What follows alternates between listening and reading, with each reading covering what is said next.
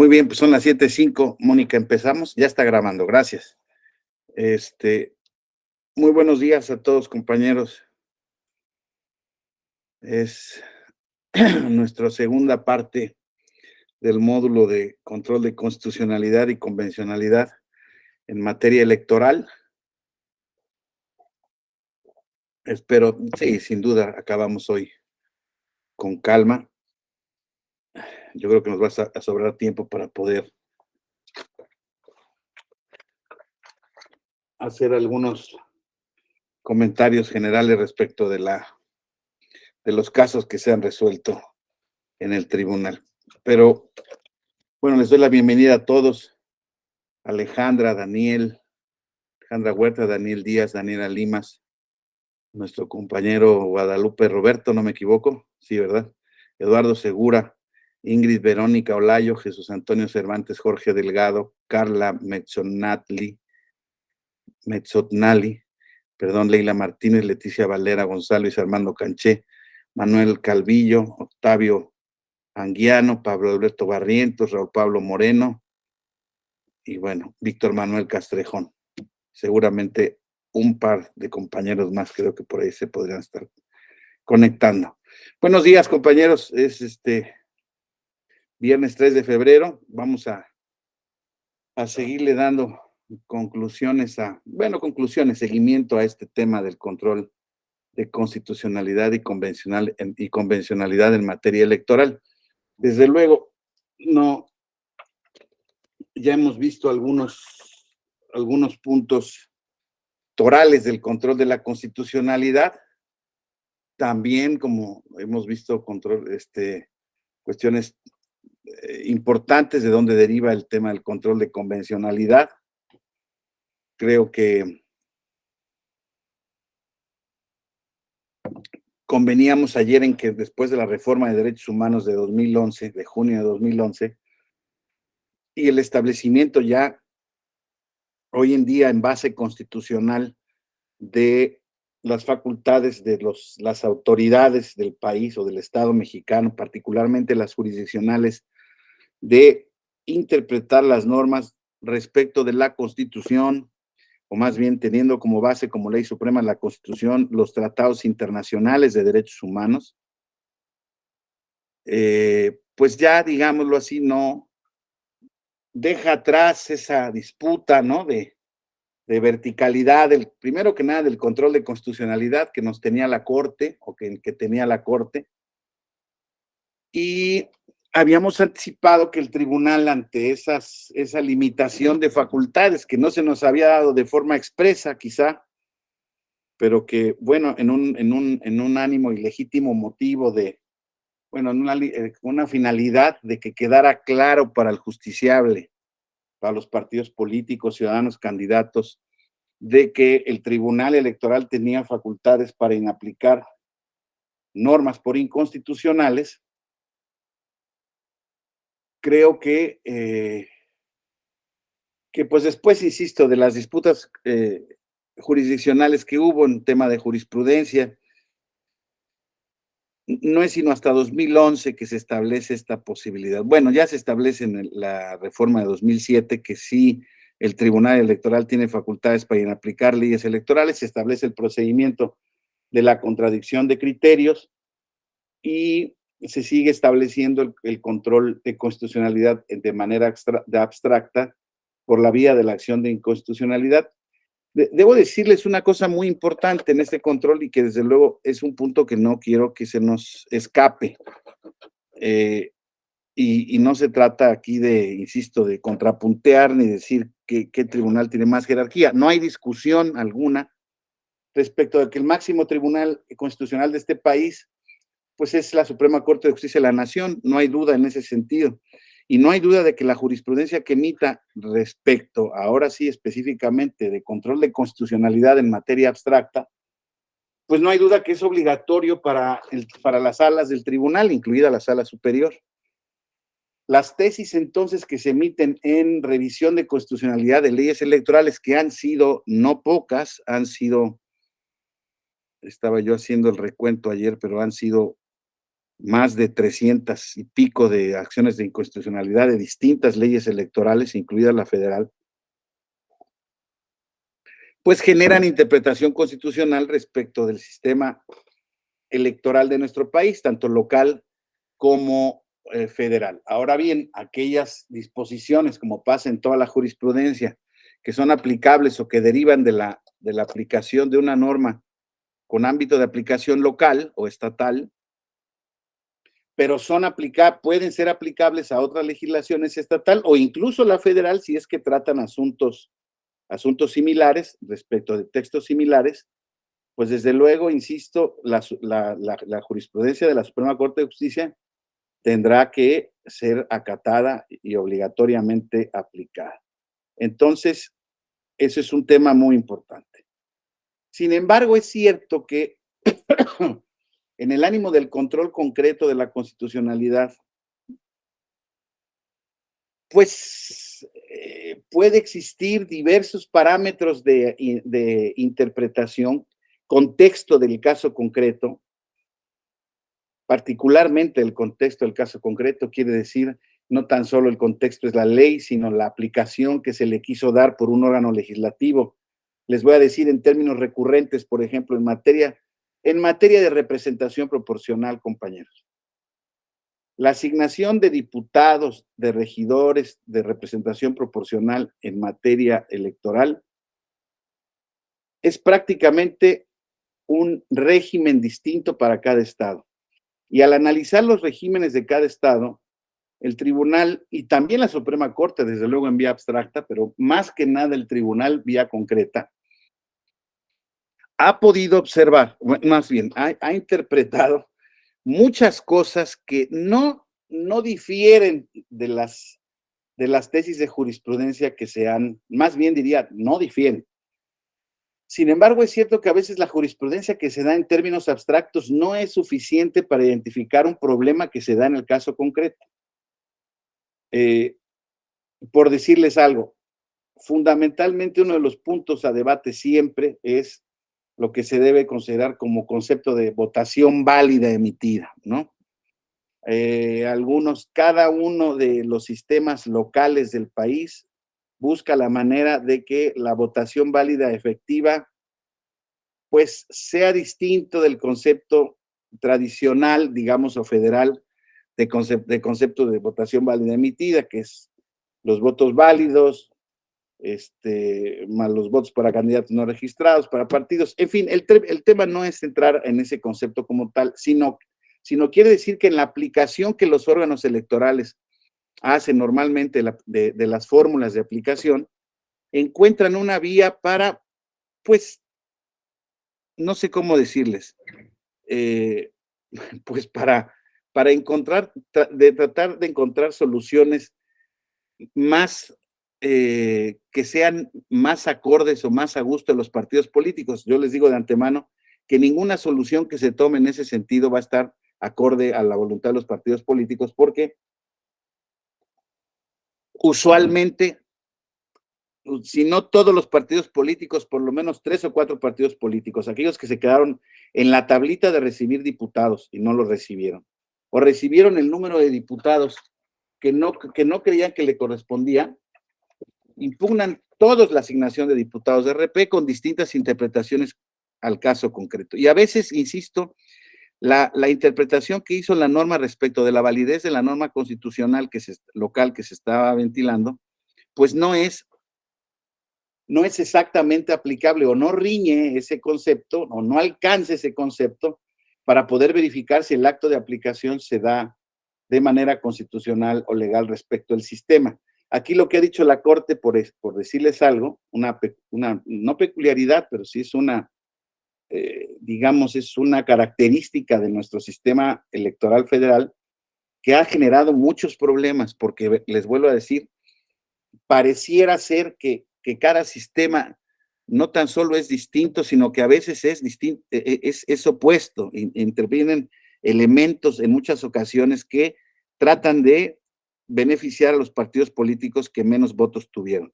Por decirles algo, la legislación de Jalisco, la legislación de Nuevo León, en donde establecen algunos sistemas de repechaje incluso, y existe un montón de elementos. No me quiero meter a confundirlos o a tratar el tema de manera incompleta, pero lo que es importante es verificar que desde luego en el control abstracto de constitucionalidad, la Suprema Corte de Justicia tiene la última palabra, su jurisprudencia es obligatoria, y entonces las salas del tribunal nos debemos de abocar a, si existe un criterio obligatorio de la Corte, aplicarlo en la representación proporcional. Insisto, sin embargo, si ese criterio de la Corte no es suficiente o no es aplicable o no, digamos, no riñe con una interpretación que pueda, insisto, armonizar de mejor manera los valores de la representación proporcional al momento de ser aplicada, pues entonces el tribunal tendrá libertad y amplitud para ejercer ese control de constitucionalidad de manera importante, insisto, no de manera distinta al que lo hizo la Corte, pero sí de una manera complementaria. Entonces podemos decir válidamente que estos dos sistemas de control de constitucionalidad auténticamente se complementan, ¿no? Y bueno, podemos advertir que paralelamente conviven. Si ustedes leen muchas de las sentencias del Tribunal Electoral, muchas de las sentencias hacen referencias en diversos temas a que existe jurisprudencia de la Corte emitida y que está recogida en tesis jurisprudenciales derivadas de la interpretación de acciones de inconstitucionalidad o la resolución de acciones de inconstitucionalidad. Pero en muchas ocasiones veremos que se dice que la Corte resolvió esto respecto de esta materia vía una acción de inconstitucionalidad, sin embargo, la aplicación en este caso no se refiere precisamente al tema que la Corte interpretó. Entonces, como les decía yo, el problema es que el contexto de los casos nos da un universo muy amplio de posibilidades para poder ejercer un control de manera concreta, de manera complementaria o distinta al que lo hizo la Corte. Sí les quiero decir una cosa, es cierto que haciendo un nivel de autocrítica, ese control concreto de la Constitución en temas tan complicados como es la representación proporcional o técnicos, ¿no? Donde se tienen que aplicar fórmulas, donde tienen que hacer ciertas ponderaciones, con un objetivo fundamental, estimo yo, que es el control, la representación proporcional, la asignación de representación proporcional busca la representación de las minorías.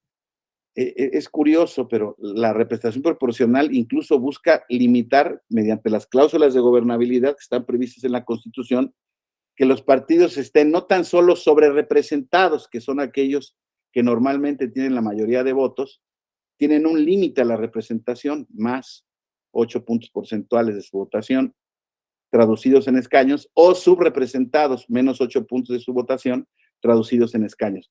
¿Esto qué quiere decir? Quiere decir que, insisto, en el margen de aplicación de la norma, en el margen de un posible control de constitucionalidad, ese es el principio válido al que se debe guiar. Sin embargo, para llegar a ese principio, las operaciones matemáticas luego normalmente no son idénticas, incluso podrían aparecer a veces contradictorias. Pero todo eso deriva, insisto, de la aplicación de cada sistema específico que el legislador constitucional dotó a las entidades federativas de libertad para que en su configuración legislativa establezcan diversos principios en esa materia. Entonces, veamos este control de constitucionalidad por parte del Tribunal Electoral, insisto, como un control complementario al de la Suprema Corte de Justicia de la Nación, insisto, al caso concreto.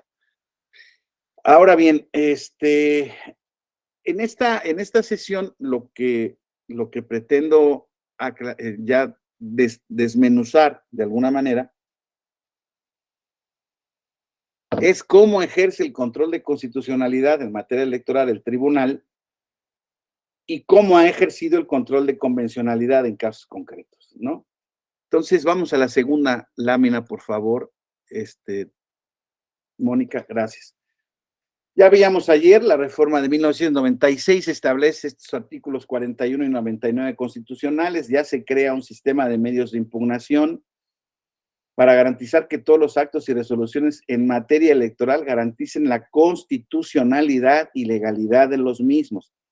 Vuelvo a las bases constitucionales porque, insisto, es la premisa sobre la cual se tiene que verificar, se tiene que tener en cuenta, insisto, al momento de hacer cualquier ejercicio de aplicación de normas a caso concreto.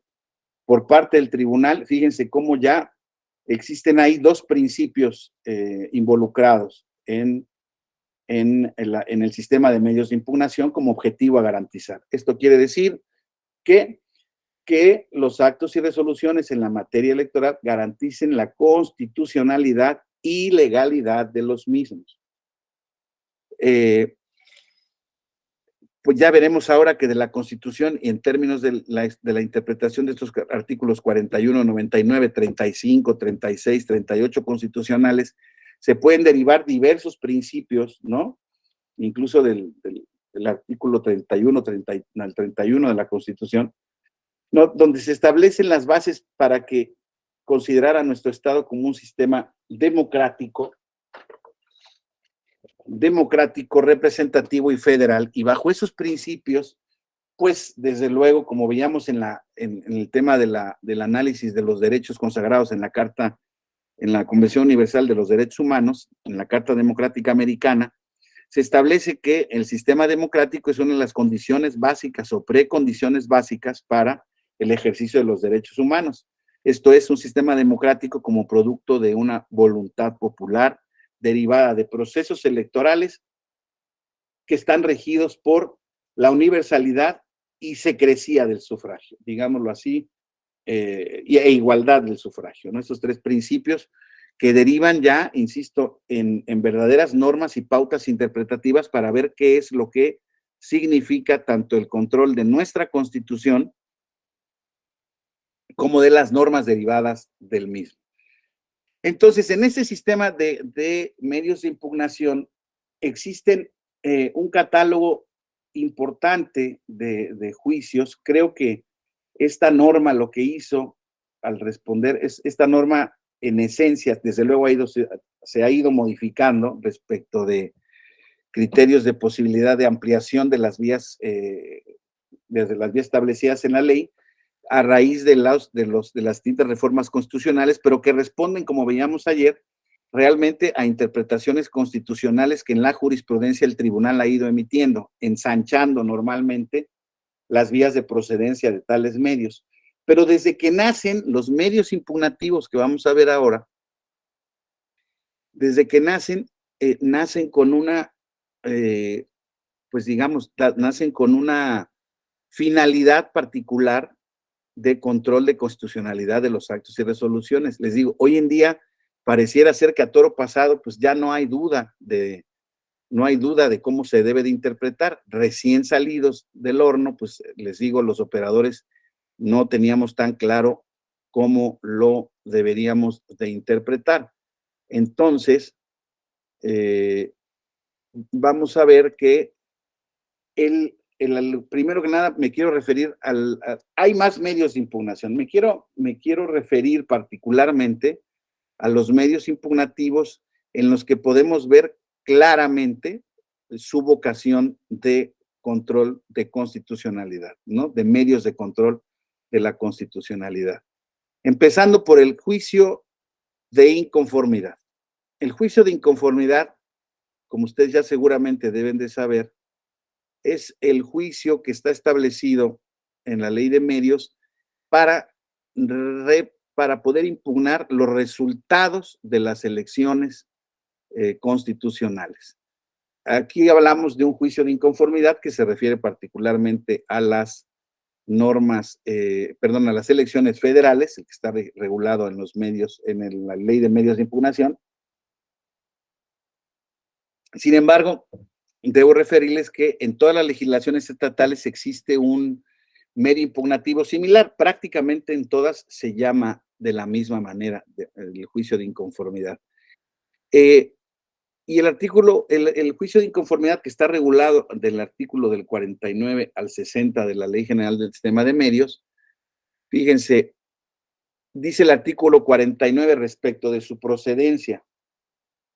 Durante el proceso electoral federal y exclusivamente en la etapa de resultados y de declaraciones de validez, el juicio de inconformidad procederá para impugnar las determinaciones de las autoridades electorales federales que violen normas constitucionales o legales relativas a las elecciones de presidente de los Estados Unidos mexicanos, senadores y diputados en los términos señalados por el presente ordenamiento.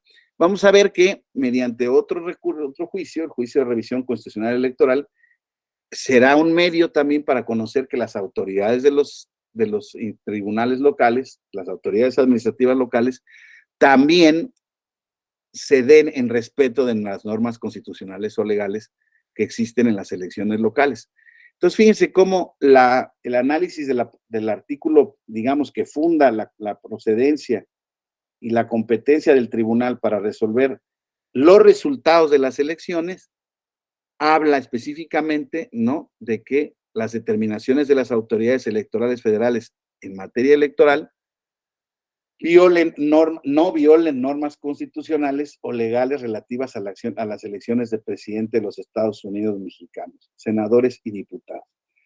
Les vuelvo a decir, ahora podríamos ver cuáles son esas normas constitucionales o legales relativas a las acciones de presidente de los Estados Unidos mexicanos, senadores y diputados. Ya lo veíamos ayer, el artículo 41, que es un poco la base de nuestro sistema electoral, donde se establecen un cierto número importante de reglas, ¿no?, entre otras que las elecciones se llevan a cabo a través del Instituto Nacional Electoral, cuál es la característica del Instituto Nacional Electoral, que existirá un sistema de medios de impugnación, que existirán procedimientos especiales sancionadores, todos con el afán de preservar ciertos principios de la función electoral: legalidad, objetividad, imparcialidad, profesionalismo, máxima publicidad, como grandes principios de las elecciones. Sin embargo, el Tribunal Electoral los ha agrupado todos ellos como componentes de un principio todavía mayor establecido en la Constitución y en las normas internacionales respecto de lo que se entiende por un proceso electivo democrático y auténtico. Y este es el principio de equidad en la contienda y que deriva en un principio de certeza en las elecciones. Ese ya lo platicábamos quizá en la clase de nulidades, compañeros, si lo recuerdan ustedes bien, cuando se dio la nulidad del caso Tabasco. Uno de los principios que se determinó como violado en esa sentencia fue el principio de la certeza en el resultado de las elecciones. Fíjense que es un principio que puede llenarse, o sea, es un principio al final del camino indeterminado. Alguien me puede preguntar, oiga, ¿y qué es que se viole la certeza del resultado de una votación? Porque en esa elección del estado de Tabasco, uno de los puntos fundamentales y que constituían la causa de declaración de nulidad de la elección tenía que ver con que, además de las irregularidades de las que ahorita las voy a dejar aparte, era la diferencia en el resultado. La diferencia en el resultado muy cercano. Alguien me podría decir, oiga, en la elección de 2006, la presidencial, donde el resultado de la elección, en una elección presidencial fue más pequeño, mucho más pequeño, ha sido el margen más pequeño en una elección constitucional, si me lo permiten así decir, grande, y no decirlo de presidente de los Estados Unidos mexicanos, fue menor al 1%, casi el 0.5%, fue el 0.52% la diferencia de votos, que eso se traducían en aproximadamente 240,000 votos. Perdón que se los diga, en un universo de 40 y tantos millones de votantes, 48, 49 millones de votantes en la elección presidencial, ese margen de votación fue extremadamente corto. Ya lo habíamos verificado, en el de Tabasco no es que hubiera sido el más corto que existía, ni en la elección de Monterrey tampoco, pero el corto margen nos deja un contexto para identificar que cada irregularidad que se pueda alegar, pues la misma pueda considerarse como determinante para el resultado, como determinante para saber o para poner en riesgo o para poner en duda la certeza de quién ganó. Y ahora les hago este comentario al texto, al contexto. Les decía yo que hay, desafortunadamente, hay mucha gente que confía en el desarrollo de las elecciones, tanto administrativo como jurisdiccional.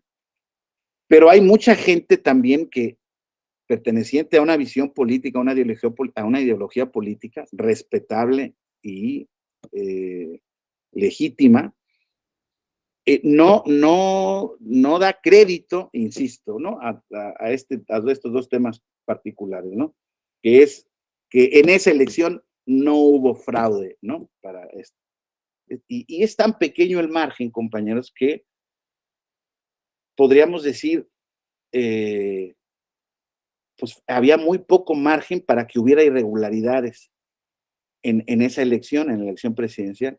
Y en la elección presidencial, recuerdo bien, en la lectura del dictamen que se leyó de la validez de la elección de presidente de la República, la, la entonces magistrada, en paz descanse, Alfonsina Navarro Hidalgo, dijo algo que fue recogido posteriormente pues por la prensa, por la opinión pública, incluso por el partido que obtuvo el segundo lugar, porque dijo que había quedado acreditado que el presidente de la República había participado o había interferido de manera indebida en diversos actos en esa elección. Y dijo textualmente en la sesión de resolución de ese asunto que el presidente de la República había puesto en riesgo el resultado de la elección con esa participación ilícita.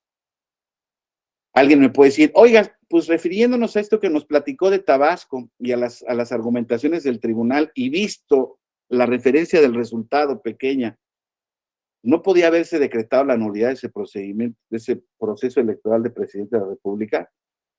Pues no les voy a contestar afirmativa de una manera indubitable, pero desde luego que es posible.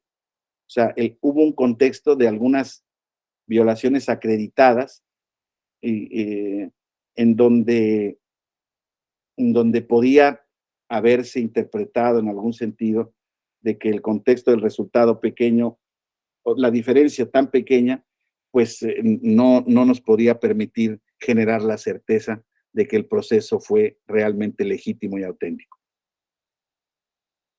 Siempre quedará en ese sentido, en consecuencia, compañeros, a la interpretación del operador, del juez, en este caso, la determinación si de puntos finales hubo violación a esos principios constitucionales que, por ejemplo, el de certeza electoral, que están alimentados de un montón de principios, ¿no? De que la elección se haya llevado a cabo pues, con temas de legalidad, que se haya seguido a cabo un proceso reglado, ¿no? Les vuelvo a decir, nuestras elecciones son unas de las elecciones más sobrereglamentadas respecto no tan solo de lo que tienen que hacer los candidatos y partidos políticos, sino también de las facultades que tiene que asumir la autoridad electoral administrativa. Es curioso, pero ahora una de las críticas que se hace justamente al sistema electoral mexicano, desde aquí adentro de nuestro país, es de que el sistema es sobrecargado, es innecesariamente costoso, es, digamos, está burocratizado al máximo, ¿no? Que es un elefante reumático que tiene muchísimas áreas de las que se puede prescindir. Yo, desde luego, no me voy a poner en la posición política de defender uno u otros temas. Lo que sí les quiero decir es que la estructura que tiene el Instituto Electoral, los procedimientos y logística que tienen reglamentados los procesos electorales, han sido los que han acordado los partidos políticos en diversas reformas electorales, les diría yo, a partir de 2000, perdón, de 1996. En la elección de 2000 se logró el avance a otro tipo de reglamentaciones que tenían que ver con actos anticipados de campaña. Ahora vamos a ver que a partir de 2006 se establece un montón de candados con, además de actos anticipados de campaña, con indebida propaganda gubernamental, con el desarrollo y establecimiento de nuevos procedimientos para que las elecciones tengan mayores candados de seguridad. En fin, este sistema es producto de las reformas electorales que normalmente han sido pactadas entre la oposición y el gobierno en el poder, que obtuvo el triunfo en el pasado proceso electoral. Cada reforma, incluso la de 2014, recuerdan ustedes, donde establece ya este carácter nacional de las elecciones, ya se empieza a ver un desdén por las autoridades electorales locales, reduciéndolas a simples organismos públicos locales electorales, donde tienen un montón de actividades menos. El instituto centraliza no tan solo gran parte de sus facultades, sino incluso el nombramiento de quienes forman parte de esos organismos públicos locales, ¿no?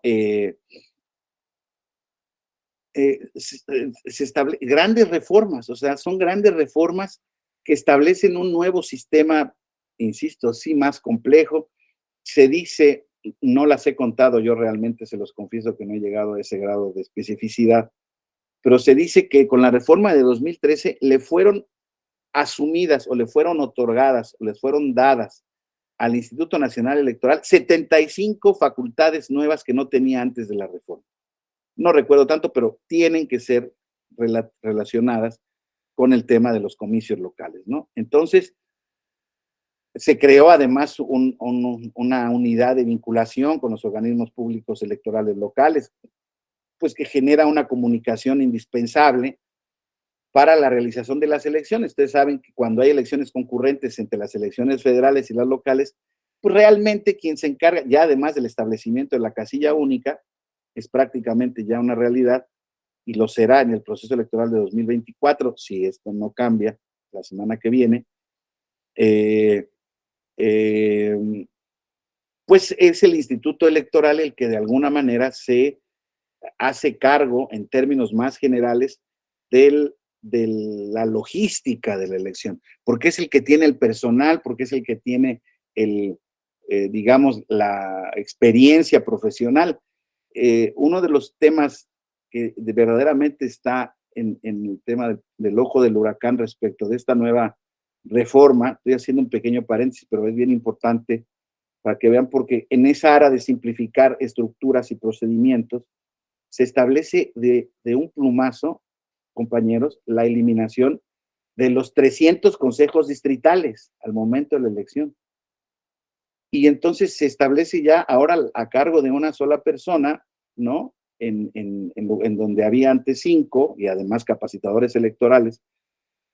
Entonces, toda la labor de recopilación de los paquetes electorales, de custodia, de elaboración del cómputo distrital, va a ser una labor muy compleja porque hoy en día, insisto, en aras de esa simplificación electoral, creo que se puede poner en riesgo auténtico un proceso electoral, ¿no? Que hasta ahora tenía todos estos candados. Les decía yo, por ejemplo, ahora se explora en la nueva ley el tema de la urna electrónica, ¿no? Que desde luego que puede ser un instrumento muy útil, muy rápido y que simplifique costos y logística para efectos de la realización de las elecciones, muchísimo. En varios estados tienen urnas electrónicos piloto, uno de los más antiguos es el estado de Jalisco, y se han llevado a cabo ya elecciones en municipios en donde se han llevado a cabo exclusivamente por la urna electrónica y es sorprendente la precisión con la que se da, con la que funcionan los aparatitos. Pero los aparatitos dependen de dos cosas fundamentalmente.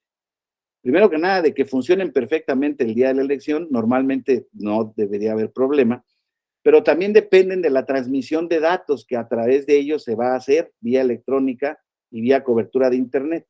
Compañeros, ustedes en una plaza comercial a veces no se pueden conectar con su teléfono de última generación, que les costó mucho dinero, de la marca que ustedes quieran, porque el Internet está muy débil, el Internet está muy...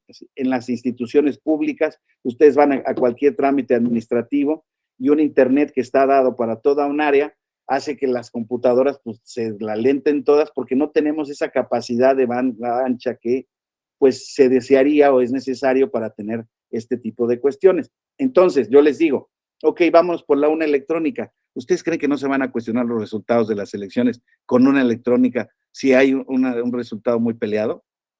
Pues, ¿qué es lo que se va a argumentar? Pues que la urna no sirvió, que se hackeó el sistema, que se cayó, en fin. O sea, ¿qué les quiero decir? O sea, hoy en día, el sistema electoral que ustedes pongan, un sistema electoral que puede cuestionar resultados de las elecciones.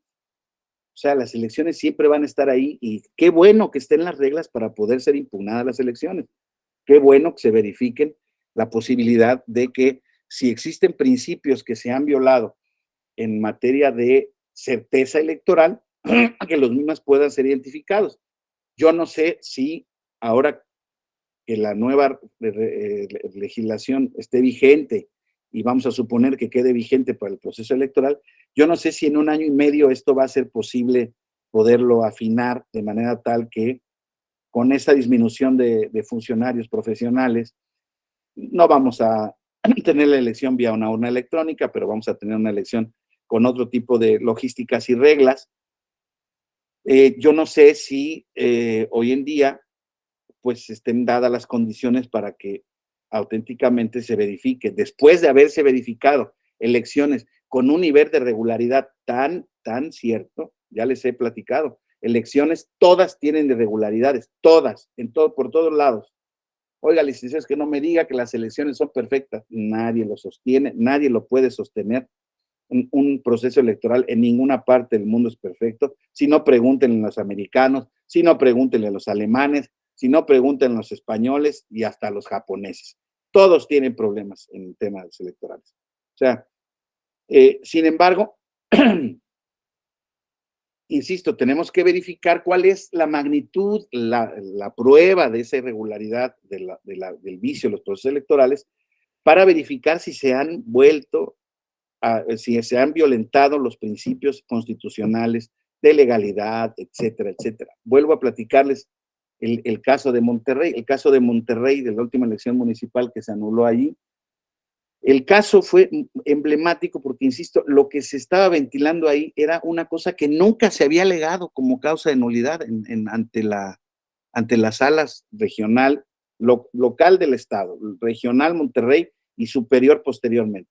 Y algunos magistrados dijeron, oigan, llevamos años verificando que hay violaciones a la cadena de custodia y que eso no pasa nada.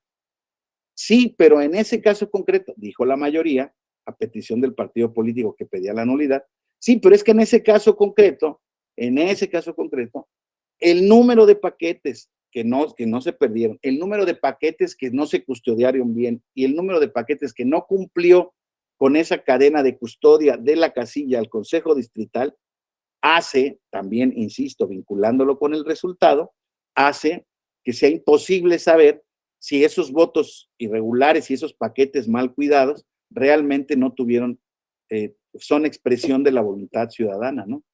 Entonces creo que ahí la posición del tribunal, aunque haya sido de manera mayoritaria, los 4 magistrados dijeron, no tengo certeza del resultado de la elección. Yo, en mi conciencia jurídica, revisando el caso, no tengo, para mí se vio el concepto constitucional de certeza en los resultados de la elección ante el cúmulo de violaciones de ese caso nada más, ¿eh? Se dio particularmente, y yo creo, se los digo abiertamente, yo creo que revisando el caso, de verdad se debió a un desorden, a una mala comunicación que el día de la elección, hay veces que las cosas pueden salir mal. Hay veces en que las cosas pueden salir. Ese día salieron mal y muy mal. ¿Y cuál fue el resultado? Pues que se anuló la elección. ¿Por qué? Pues porque no se acarreaba, no se daba certeza, no se tenía certeza. Entonces, esa fue la motivación que se, pero fíjense, insisto, 4-3. Por eso la importancia del colegiado. Ahora, una sentencia 4-3 normalmente da argumentos a quien no obtuvo la razón, no obtuvo el triunfo y en su caso se sintió perjudicado, no se sintió, fue perjudicado por el resultado de la sentencia del tribunal, léase en ese entonces el candidato que había ganado la elección por más de 5,000 y pico de votos, o casi poquitos más de 5,000 votos. Y claro que ahí, pues evidentemente, se ataca la decisión y se hace referencia a los argumentos de la minoría que decían que no era para anular la elección, incluso era para haber desechado el recurso.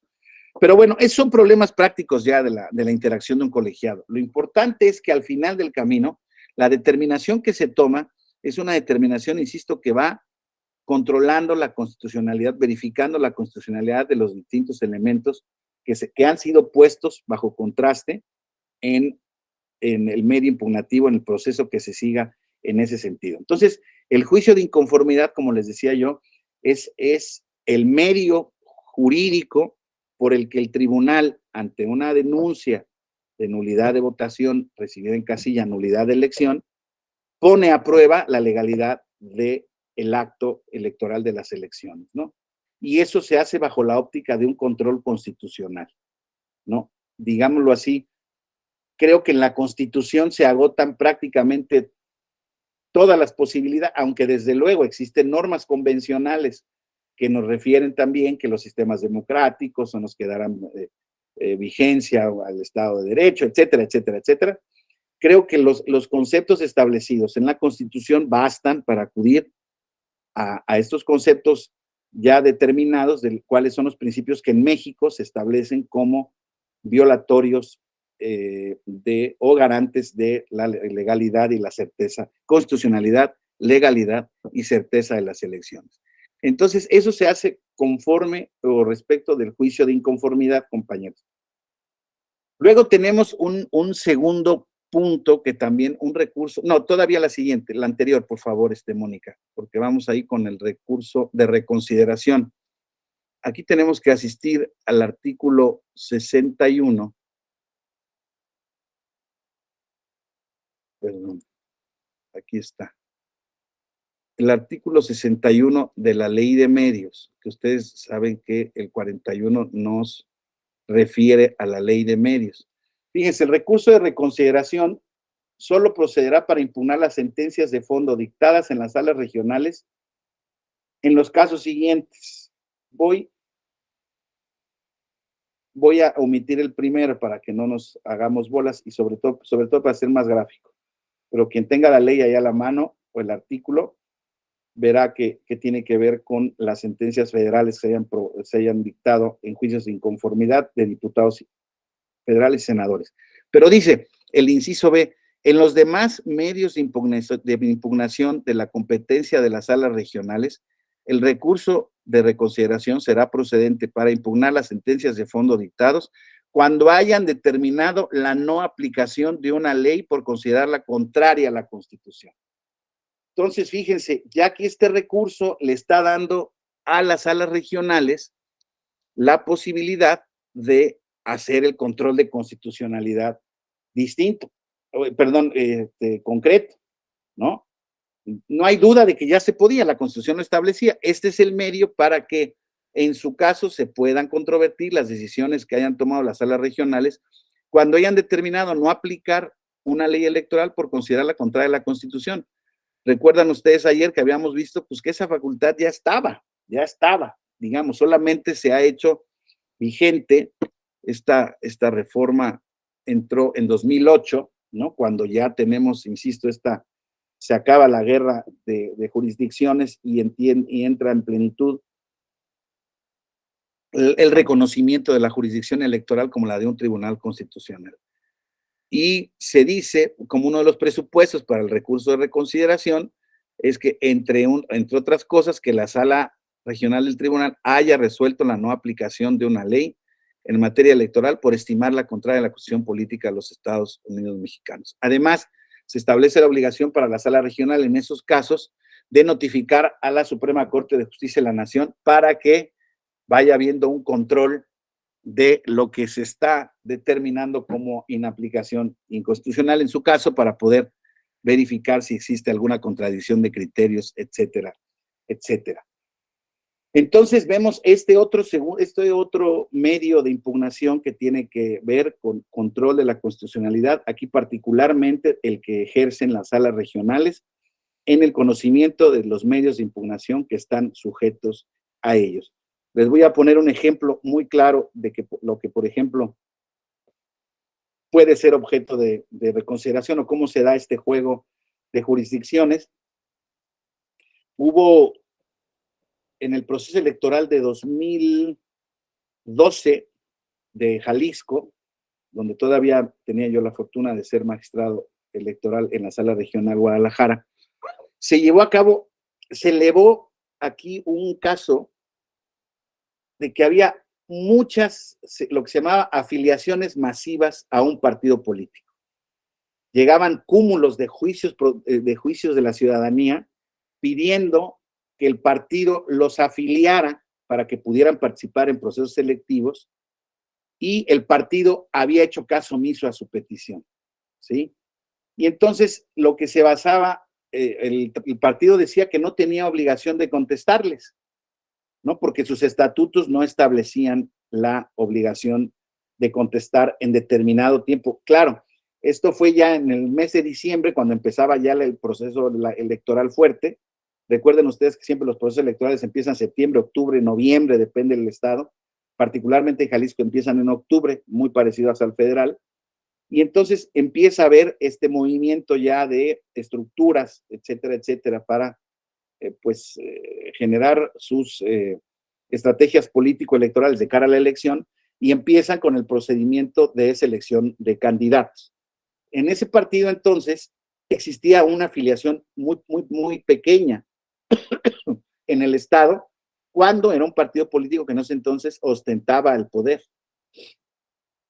Entonces se empezaron a presentar juicios ciudadanos y decían, yo quiero pertenecer, yo cumplo con los requisitos y el partido no me contesta. Pero les voy a platicar que fueron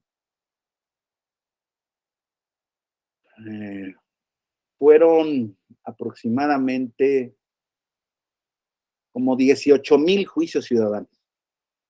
18,000 juicios ciudadanos, y de parte de las autoridades del partido, incluso vinieron de los del CEN Nacional, a identificarnos que eso formaba parte de un proceso ilegítimo de algunas facciones del partido, y que eso lo que querían hacer era inflar artificialmente el padrón para poder obtener puestos de elección popular que legítimamente no les hubieran correspondido. Y nosotros en la sala, lo que eran 18,000 juicios, prácticamente había un par de modelos o 3 modelos, pero prácticamente decían lo mismo. O sea, sí se veía que era una estrategia, sí se veía, pero los juicios estaban, digámoslo así, bien hechos. Me llegaba un juicio firmado por Noé González Martínez, que me acompañaba su credencial para votar con fotografía, y que me decía en sus argumentos, yo presenté y le anexo la hoja del partido, mi solicitud de afiliación al partido en tal o cual fecha, cumplo con los requisitos, aquí está mi credencial para votar, estoy en pleno uso de mis derechos, y quiero que que le diga al partido que me afilie. Nosotros dijimos, bueno, a ver, vamos a ver, el partido no ha contestado. Vamos a hacerlo de manera rápida, acumulamos todos los juicios y dijimos, el partido no ha contestado. Y el partido entonces le obligamos a contestar en un tiempo muy perentorio, y el partido político dijo que no los iba a afiliar porque no tenía las capacidades, porque no lo obligaban los estatutos, y que porque formaban parte de una estrategia ilícita de inscripción y de inflamiento o de manipulación del padrón electoral. Y nosotros llegamos, y se basaban en un artículo de esos estatutos donde se establecían las facultades del de los comités estatales de los partidos, de la Secretaría de Afiliaciones, algo así, ¿no? Permítanme cambiar los nombres, pero incluso ni el nombre del partido está diciendo. Entonces, el tema es que, basados en ese partido, ellos decían que se violaba su derecho a participar, a votar, a ser votados, porque eventualmente todos podrían tener la posibilidad de participar en el proceso. Pues nosotros hicimos una interpretación que dijimos que el estatuto del partido era pues inconstitucional, porque no garantizaba las obligaciones del 38, y en el 38, perdón, en ese entonces del COFIPE, no era la ley de instituciones, no era la ley de partidos políticos, era el COFIPE, que establecía la necesidad o la obligación que los partidos en sus estatutos tuvieran procedimientos democráticos de afiliación, de elección de candidatos, en fin, hicimos una interpretación, literalmente, créanmelo, yo formé parte del colegiado de 3 que unánimemente votamos a favor de que el partido los afiliara y los dejara participar en los procesos internos. Y si no les existía, y si no les expedía un documento de afiliación, igual, al igual que a nivel federal hacíamos las salas al momento de que pedían la credencial para votar y no se les era dada, les dábamos una copia certificada de los puntos resolutivos de la sentencia para que el partido no tuviera otra opción que ella. Fue una sentencia que generó un ambiente político terrible. Pero nos habíamos basado en la inconstitucionalidad del estatuto del partido. Y evidentemente el partido se fue en juicio de revisión, juicio de revisión constitucional ante la Sala Superior. Y la Sala Superior, por fortuna, dijo, inaplicó la ley, pero los argumentos me parecen buenos. Hubo, desde luego, hubo una división en el sentido de que algunos veían que se había dado, pues, casualmente, que parecía una estrategia, tal lo que alegaba el partido. O sea, algunos magistrados sí fueron convencidos respecto a las autoridades del partido de que, pues, podía responder esto a una estrategia de manera, pues, ilícita, de fraude a la ley, etcétera, etcétera. Sin embargo, la mayoría nos confirmó la sentencia y se hizo un control de constitucionalidad vía el recurso de reconsideración, perdón, en donde nos determinaron que sí era posible, bueno, que estuvo bien emitida la sentencia. Luego yo ya no sé en términos reales de justicia real, compañeros, realmente a qué fue. Ya después de pasado el proceso, yo tenía una buena relación con el director jurídico nacional de ese partido. De hecho, éramos egresados de la misma escuela, o somos egresados de la misma escuela. Y en una comida que tuvimos ya cuando estaba yo en la sala superior coordinando la ponencia, el magistrado González Oropesa, me dijo, oye, la que nunca te voy a perdonar es esa sentencia que nos diste de los afiliados. Maestro, dejaste votar a Mickey Mouse y a Superman y no sé qué tanto. Le dije, oye, la verdad es que, o sea, de corazón te digo que yo no tenía la posibilidad de advertir en mi ámbito de advertir, o sea, sí era un movimiento inusual, es cierto, eso lo reconozco, pero eso yo no lo podía tomar como argumento para cada demanda mandarlas a un contexto general de fraude a la ley, pues realmente porque no tenía los elementos para decirlo, para probarlo. O sea, creo que hubiera sido tan endeble mi sentencia que me la hubieran revocado en la sala superior, pero en fin, ya después forma parte de un anecdotario que luego estoy tentado a escribir respecto de mis experiencias en la magistratura electoral, porque hay muchos casos en donde luego le queda a uno el sabor de boca si actuó bien o no actuó bien. Pero bueno, lo que me queda la conciencia tranquila es que en el momento, en el caso específico, actuamos de buena fe y absolutamente convencidos de que estábamos beneficiando, en su caso, a la ciudadanía que se asumía como simpatizante del partido y que quería participar en los procesos electorales de elección. Bueno, ese es el recurso de consideración. Luego existe también como un medio de control de constitucionalidad en la materia electoral el juicio para la protección de los derechos político-electorales del ciudadano, ¿no? Les digo que este es el juicio, pues desde luego que tiene mayor, pues no mayor, sí tiene mucha incidencia, ¿no? Hoy en día no es el que más se promueve, sí se promueve mucho, pero hoy en día el que más se promueve es el tema del recurso de los procedimientos especiales sancionadores, porque lo que está de moda, lo platiqué en alguna ocasión, no sé si con ustedes o con algún otro grupo, lo que está de moda hoy en día es la denuncia para que se sancionen a funcionarios que participaron, a funcionarios que hicieron actos anticipados de campaña, a funcionarios que se promovieron ilegalmente, en fin, eso es lo que está hoy en día, digamos, en el contexto político haciéndose litigioso. Pero si lo vemos desde el punto de vista más,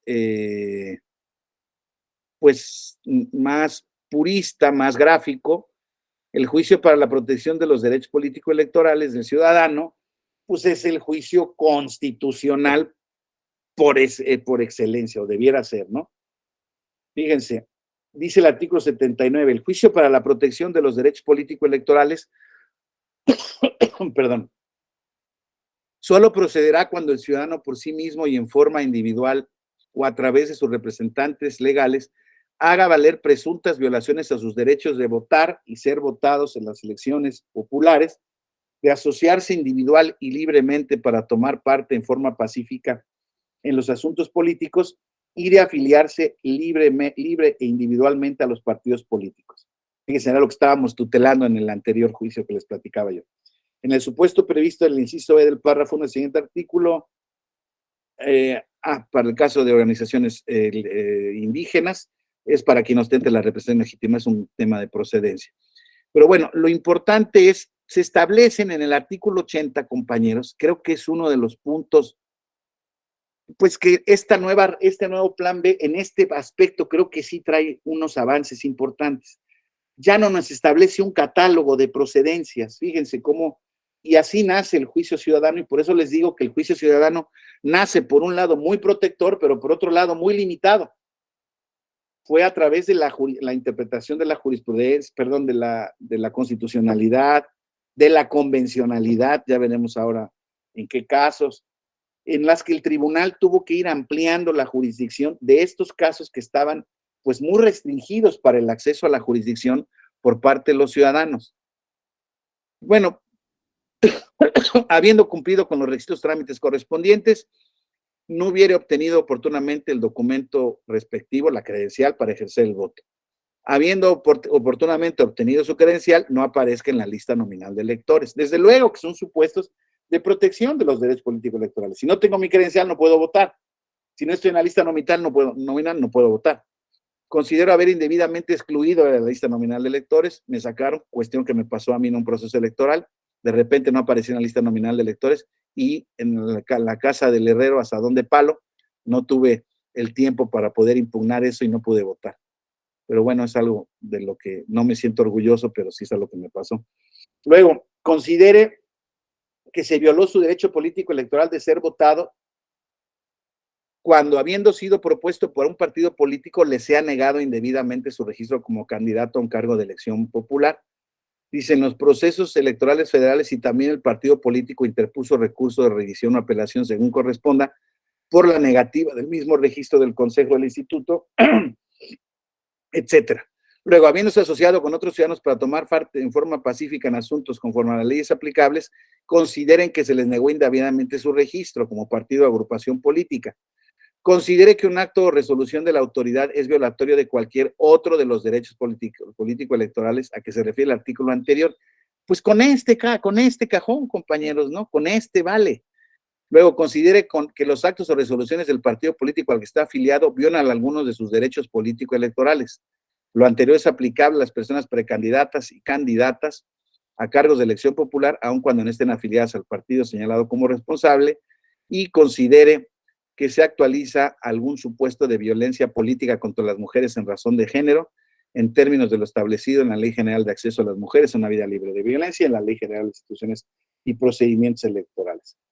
¿Sí? Entonces, fíjense cómo, y se establece como requisito el que en el caso de asuntos internos de partidos políticos, primero se agoten las instancias internas. Pues fíjense cómo parece un catálogo, ¿no? Un catálogo de supuestos de impugnación que pareciera ser como restrictivo. Así nos pareció en un primer momento cuando esta legislación fue vigente, existían menos posibilidades de supuestos. Y entonces les decía yo, en un principio no estaba para nada reconocido el tema de la vida interna de los partidos políticos. Fue uno de los controles de constitucionalidad primarios que se hizo antes de la reforma, incluso de 2000. Ya no digamos la de 2011.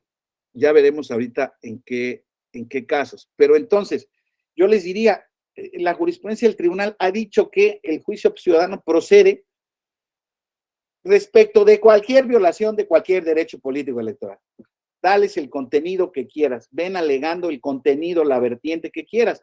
Con este juicio, insisto, se ha podido ejercer control de actos parlamentarios y que existe hoy en día esa disputa y esa molestia por parte de los grupos parlamentarios en la Cámara de Diputados, por ejemplo.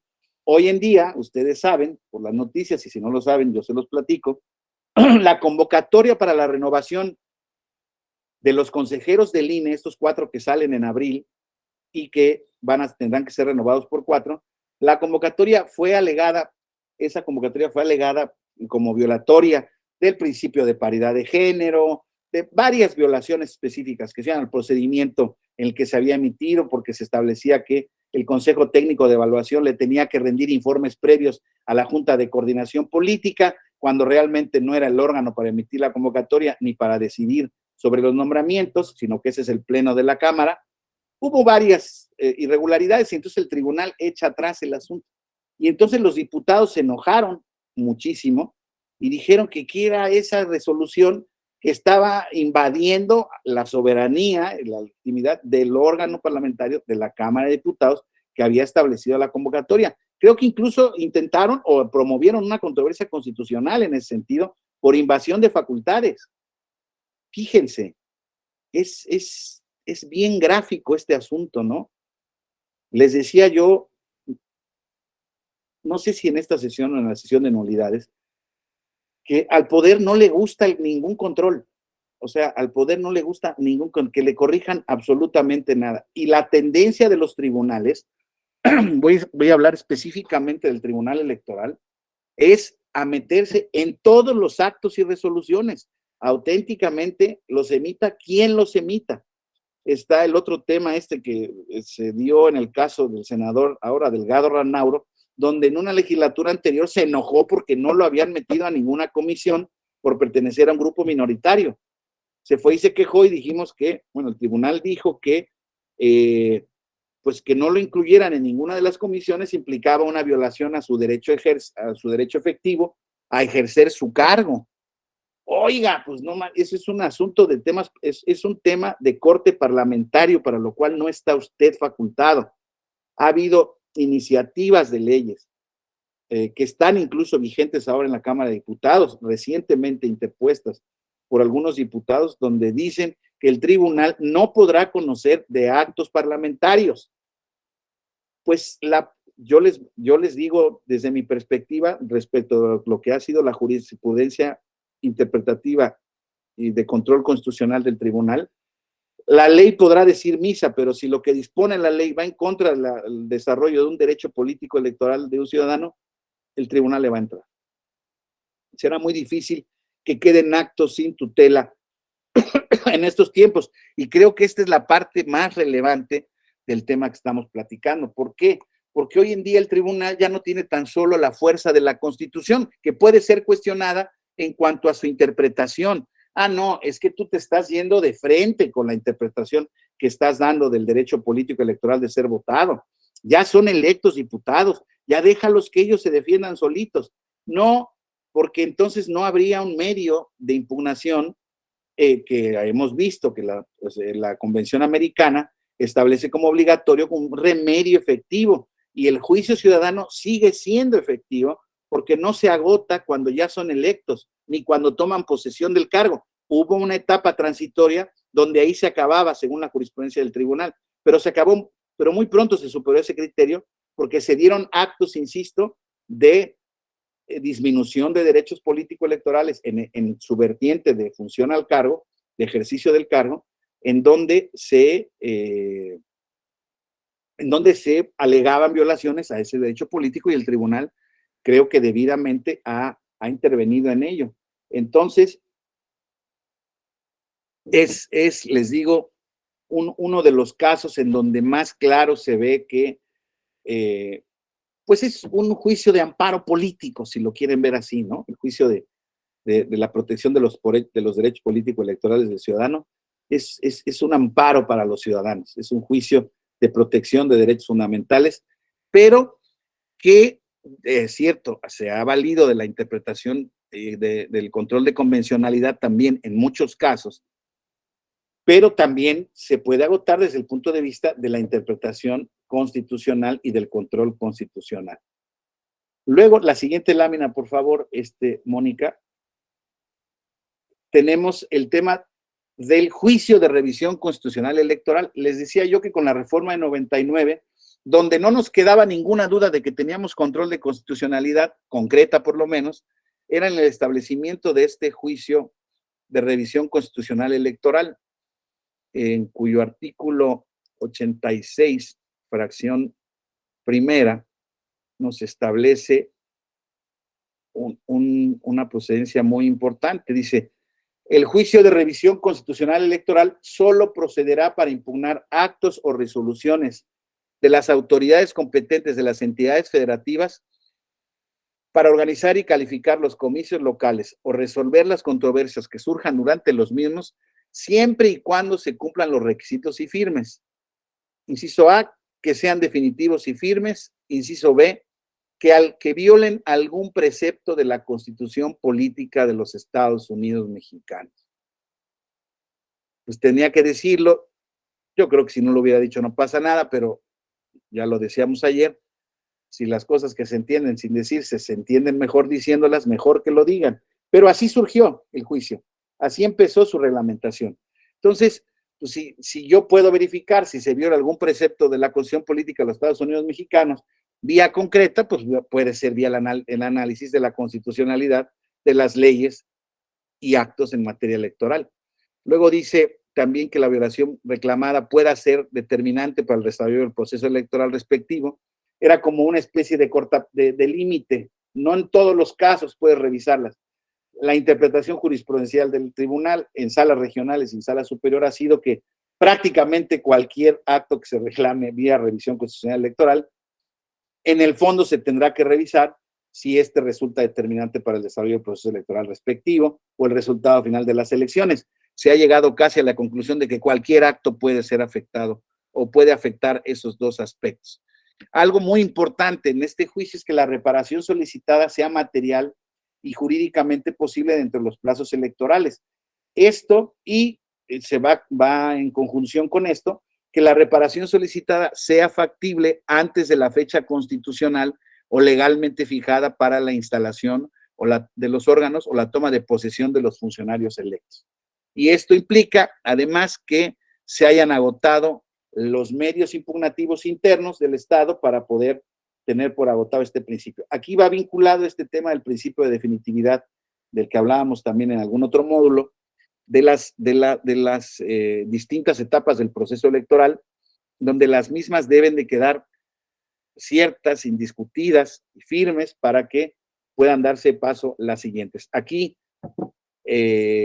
respecto de la fecha de toma de posesión de los electos, es nuestro plazo máximo para poder impugnar. Y les diría que en la experiencia jurisdiccional, el último día o el día previo a que tome posesión los diputados, alcaldes, gobernadores, pueden llegar impugnaciones que en esencia tendrían que estar resueltas ese mismo día. ¿De qué depende de que se resuelvan ese mismo día? No, pues normalmente ya son auténticas impugnaciones frívolas, ¿no? Son estrategias políticas para poderlo hacer, pero es cierto que hay impugnaciones previas que, atento a los plazos tan cerrados que existen en la materia respecto a la resolución de las salas regionales o de la sala superior, o sea, a veces la sala superior tiene un plazo muy pequeño para poder revisar las sentencias de los tribunales locales en caso de juicio de revisión constitucional electoral, porque pues ya está muy próxima la fecha. O sea, ellos tuvieron 30 días de acuerdo a su ley local, pero nada más quedaban 15 para la toma de posesión. Entonces se tiene que resolver de manera muy rápida esos juicios y en ese lapso se van interponiendo otros más, ¿no? Entonces, siempre una parte importante, más bien a considerar en el juicio de revisión constitucional electoral es que una limitante para su conocimiento, insisto, es que no exista ya una toma de posesión de los electos. Por eso verán al tribunal previo a la toma de posesión de ayuntamientos en algún estado, de gobernadores, del Congreso del Estado, el día anterior resolver los últimos medios de impugnación que tengan que ver con esto. Hay un caso emblemático de la primera integración del Tribunal Electoral cuando esto se dio, que tenía que ver con electos del Congreso del Estado de Yucatán, donde en la asignación de representación proporcional se les había quitado indebidamente un partido político, al PRD, recuerdo en ese entonces, un diputado. En revisión constitucional fueron a revisar la sentencia, la que había emitido el Tribunal de Yucatán, y la Sala Superior, el día anterior, prácticamente el día anterior, tomó conocimiento del asunto y pudo notificarlo. Además, ese día anterior existía la junta previa donde se reunían los electos y tomaban posesión del cargo ya para iniciar sesiones al día siguiente. Es una práctica común en las leyes parlamentarias, incluso en la federal, donde ya los que están electos, digámoslo así, indisputados, aparentemente indisputados, rinden protestas, están listos y el día de las sesiones ya está todo listo para que se inicien formalmente las sesiones. Ese día, del inicio de la sesión del Estado de Yucatán, a nuestro notificador, que llevaba una sentencia en donde modificaba la asignación y le regresaba el diputado al PRD y se lo quitaba, no recuerdo si al PAN o al PRI, pero creo que al PRI, un asunto brutalmente litigado, llegó el notificador a las 8 de la mañana de la inicio de sesiones del Congreso. Llegó, le dijeron a nuestro notificador, pásele por aquí, venga, le vamos a dar una torta de cochinita, un cafecito de olla, siéntese, que no hay ningún problema. El Congreso tomó protesta, ya se habían tomado protesta previa, pero ya inició sesiones del órgano. Y al momento de cumplir, dice el Congreso, porque ya le habíamos ordenado al Congreso, sabiendo el estado en el que estaba, bueno, le había ordenado la Sala Superior, y entonces el Congreso dijo, híjoles, manito, te agradezco mucho la atención, pero fíjate que ya tu resolución llegó tarde, porque ya se instaló el Congreso en ese sentido. Incluso hubo en ese entonces, tuvo que haber una intervención política de la Secretaría de Gobernación para mediar ese tema, porque en un incidente de incumplimiento de sentencia que promueve ese diputado que había obtenido la curul, y el partido político dijeron, oye, no cumplieron haciéndose guaje, porque la resolución había sido emitida de manera correcta el día anterior a que se instalaba el Congreso. Pero no les era notificada hasta el día anterior por imposibilidad material, ¿no? Tenía que volar el notificador con la sentencia para notificar. Entonces se hizo una interpretación en cumplimiento de sentencia que, bueno, pues que desde luego las tomas de posición y los plazos fatales deben ser interpretados en un contexto en el que se permitan, en todo caso, notificar las resoluciones que pudieran afectar la integración del órgano al que va dirigida la interpretación. Fue un caso muy interesante. Además, les digo que en ese entonces era el secretario de Gobernación, el ahora presidente de la Cámara de Diputados, el diputado Santiago Krill, y él tuvo que hacer una mediación importante porque el Estado no quería cumplir. En ese entonces el gobernador Cervera Pacheco, y no quería cumplir, estaba bravísimo y decía que nos fuéramos olímpicamente a donde pudiéramos irnos, pero que en Yucatán las determinaciones del tribunal no iban a ser vigentes. En ese sentido, felizmente se logró el cumplimiento de la sentencia vía una, pues, operación política pues, digamos, de mediación en ese sentido, que no tendría que haber sido necesaria, ¿verdad? Luego está el recurso de revisión del procedimiento especial sancionador, compañeros, del 109, que es el recurso en donde la Sala Superior revisa también las determinaciones que toman dos órganos particularmente. La Sala Regional Especializada respecto de la determinación de imposición o no de sanciones en un procedimiento especial sancionador, estos que tienen que ver con actos anticipados de campaña, que tienen que ver con indebida propaganda gubernamental o promoción personalizada de servidores públicos o cualquier violación a la propaganda en radio y televisión. Son digamos, estos procedimientos rápidos, sumarios que se crearon a través de la jurisprudencia del tribunal, en donde lo que se buscaba vía control constitucional, antes de que se encontrara su reglamentación, pero desde que se le ordenó al Instituto Federal Electoral generar una vía específica en ese sentido, lo que se buscaba era tutelar o controlar constitucionalmente el principio de equidad en la contienda. Lo que buscaba el tribunal era que existiera un medio sumarísimo que pudiera obtener además la imposición de medidas cautelares para que las conductas lesivas de la equidad en la contienda pudieran ser reprimidas mediante el retiro de propaganda indebida, calumniosa, de la celebración de algún acto que pudiera celebrarse en contravención al artículo 134, en fin, o que se estuvieran pasando spots que no correspondieran o que fueran violatorios de las reglas de propaganda en esa materia, ¿no? Entonces, este es su procedimiento, ese es el que les vuelvo a decir, está de moda, está primero la instancia, le decía yo, las sentencias de la sala regional o la imposición, la determinación sobre medidas cautelares o no que haga el Instituto Federal Electoral a través de su comisión de quejas y denuncias. Ustedes han visto que también se ponen luego como lazo de cochino al instituto a través de su comisión de quejas y denuncias, porque se establece que pues indebidamente se están introduciendo en los límites de la libertad política, etcétera, etcétera, etcétera.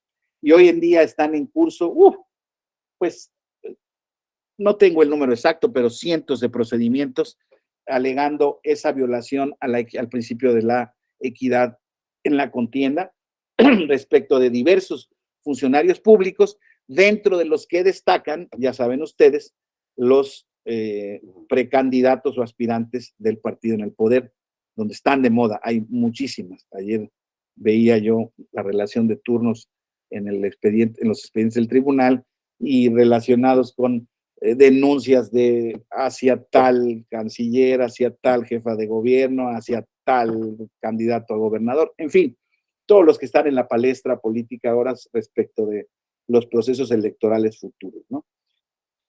Ese es el recurso de revisión de procedimiento especial sancionador. Y luego, fíjense qué importante control de constitucional y convencionalidad se hizo en la jurisdicción electoral.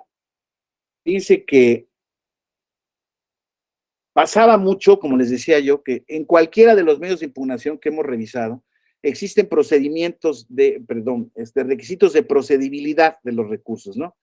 Que se alegue una violación a la constitucionalidad, que se agoten las instancias internas, que se alegue de tal manera el derecho político electoral, etcétera, etcétera, para que los mismos pudieran ser procedentes. Resultan algunos casos, particularmente de un acuerdo plenario que derivó de un expediente de JRC 456-2014, donde resultó que en un procedimiento, ya cuando se habían establecido a nivel constitucional, estaban recién inaugurados desde el punto de vista constitucional y legal, el establecimiento de estos procedimientos especiales sancionadores. Bueno, pues hubo un ciudadano que denunció a otro ciudadano por actos anticipados de campaña.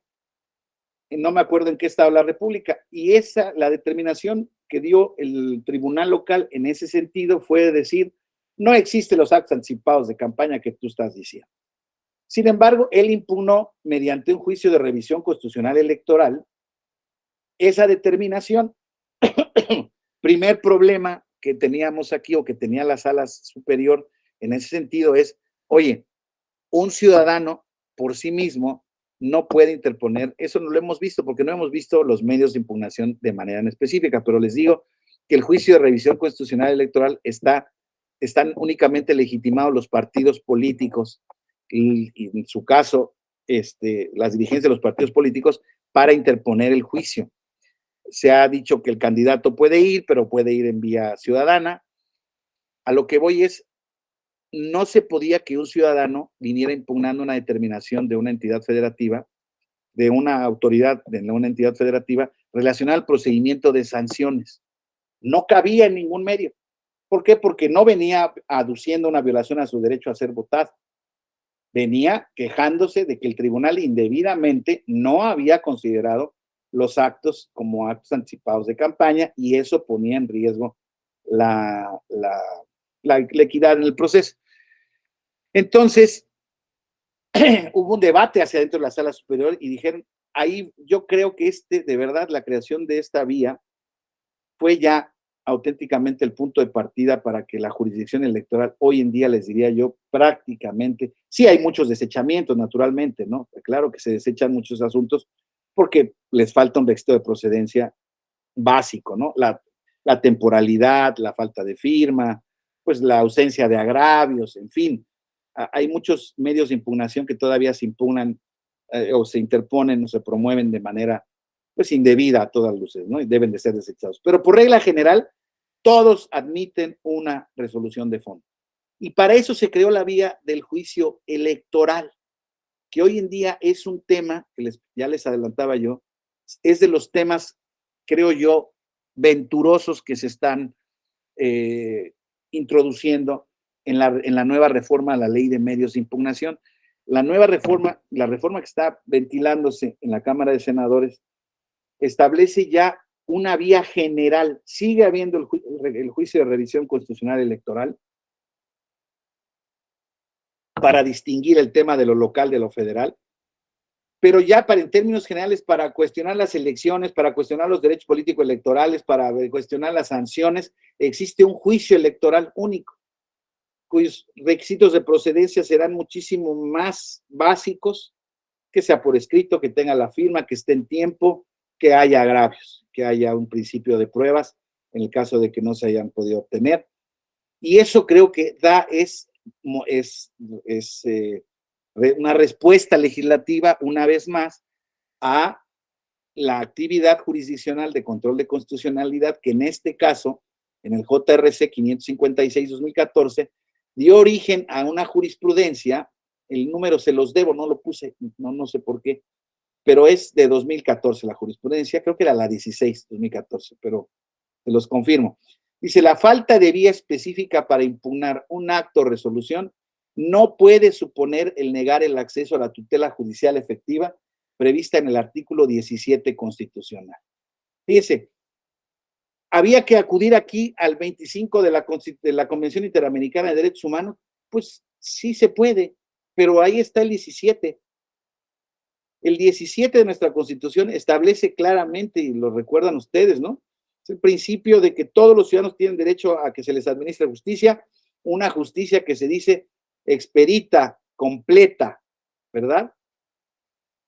Y entonces, pues es, digámoslo así, la interpretación constitucional que se da en este medio donde el tribunal auténticamente acepta.